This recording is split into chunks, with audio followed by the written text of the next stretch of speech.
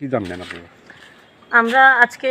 যোগেন্দ্রনগর মহাশক্তি ক্লাবের কাছাকাছি একটি ঘটনা ঘটেছে, সেখানে এসেছি এবং এখানে যিনি ভিকটিম একজন গৃহবধূ, উনার পাশের বাড়ির লোকেরা ওনার উপর আক্রমণ করেছে এবং তাকে শ্লীলতাহানি করেছে, এরকমের একটা অভিযোগের ভিত্তিতে আমরা সেই অভিযোগকারিনীর বাড়িতে এসেছি এবং ওনার সাথে কথা বলে জানতে পারি যে ওনার সাথে প্রায় সময়ই যে অভিযুক্ত ব্যক্তি তিনি কুনজর এবং কুপ্রস্তাব দেওয়ার চেষ্টা করতেন এবং ওই দিন বাড়িতে একা পাওয়ার সুযোগ নিয়ে উনি খারাপ কাজ করার চেষ্টা করেছিলেন এবং উনি যখন চিৎকার চেঁচামেচি করছিলেন তখন ওনার শাশুড়ি মা শ্বশুরমশাই যখন আসেন তাদেরকেও সেই অভিযুক্ত ব্যক্তি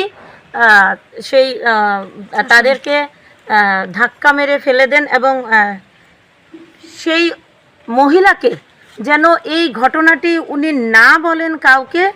তার জন্য তাকে হুমকি দিচ্ছিলেন। এমনকি আজকেও নাকি আমরা আসার কিছুক্ষণ আগে তাদেরকে